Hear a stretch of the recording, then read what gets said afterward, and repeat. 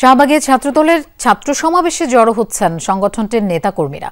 জুলাই অভ্যুত্থানের বর্ষপূর্তি উপলক্ষে আয়োজিত সমাবেশে বিকেলে ভার্চুয়ালি যুক্ত হবেন বিএনপির ভারপ্রাপ্ত চেয়ারম্যান তারেক রহমান। বিকেল ৩টায় শুরু হবে সমাবেশ। এরই মধ্যে জাদুঘরের সামনে নির্মিত মঞ্চের সামনে স্লোগান দিচ্ছেন নেতাকর্মীরা। বিশাল সমাবেশ হবে বলে আশা করছেন ছাত্রদলের সাধারণ সম্পাদক নাসির উদ্দিন নাসির। সমাবেশে বক্তব্য রাখবেন দলের মহাসচিব মির্জা ফখরুল ইসলাম আলমগীর সহ ছাত্রদলের সাবেক নেতারা।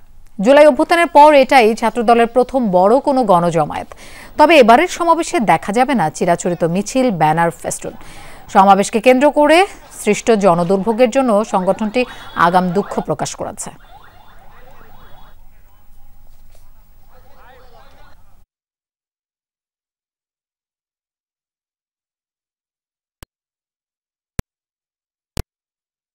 আগামী দিনে ছাত্রদের স্বার্থে, ছাত্রদের কল্যাণে যে কোনো প্রকার স্যাক্রিফাইস করতে ছাত্রদল সদা প্রস্তুত। শাহবাগ চত্বরে অতীতে যত রাজনৈতিক সমাবেশ হয়েছে, যত ছাত্র সমাবেশ হয়েছে, সব থেকে বড় ছাত্র সমাবেশ আজকে ইনশাআল্লাহ এই শাহবাগ চত্বরে বাংলাদেশ জাতীয়তাবাদী ছাত্রদল উপহার দিবে। সেজন্য আপনাদের সকলের আমরা সহযোগিতা কামনা করছি। অতীতে আমরা সহযোগিতা পেয়েছি।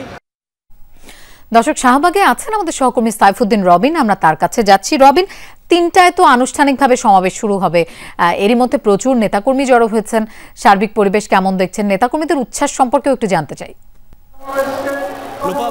খানিক আগেই এক পশলা ঝুম বৃষ্টি হয়ে গিয়েছে, এখন ঝিরিঝিরি বৃষ্টি হচ্ছে। তারপরেও জনারণ্যে পরিণত হয়েছে এই শাহবাগ, যেখানে ছাত্র সমাবেশের আয়োজন করেছে বিএনপির অন্যতম অঙ্গ সহযোগী সংগঠন জাতীয়তাবাদী ছাত্রদল। মূলত জুলাই গণঅভ্যুত্থানের বর্ষপূর্তিকে ঘিরেই এই কর্মসূচি, যেটি অনুষ্ঠিত হওয়ার কথা ছিল কেন্দ্রীয় শহীদ মিনারে, এবং সেই শহীদ মিনারের অনুষ্ঠানের লক্ষ্যে তারা বিশ্ববিদ্যালয় কর্তৃপক্ষের অনুমতিও পেয়েছিল।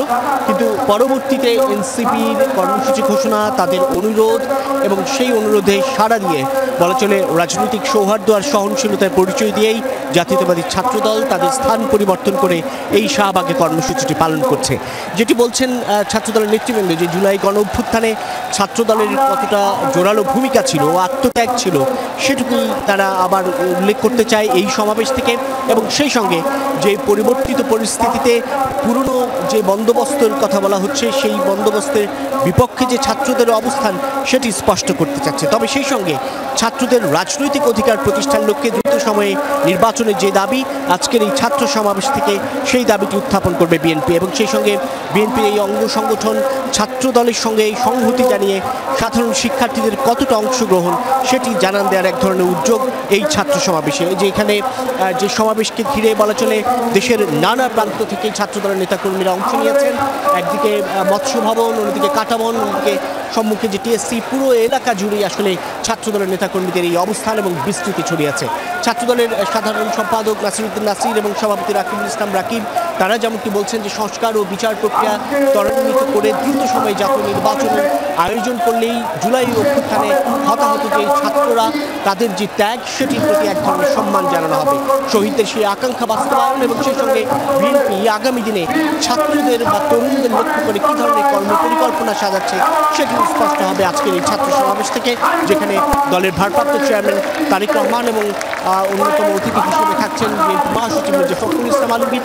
তাদের কাছ থেকে এই আগামী তরুণ যারা বাংলাদেশকে বিনির্মাণ করবে এবং বিএনপি কী করে আগামীতে রাষ্ট্র ক্ষমতায় এলে বাংলাদেশ পরিচালনা করবে, সেই লক্ষ্যে ছাত্রদের উদ্দেশ্যে একটি সুনির্দিষ্ট বার্তা দেওয়া হবে, এমনটাই প্রত্যাশা করছেন দেশের নানা প্রান্ত থেকে আজকের এই বিশাল ছাত্র সমাবেশে যোগ দেওয়া সাধারণ ছাত্র নেতাকর্মীরা।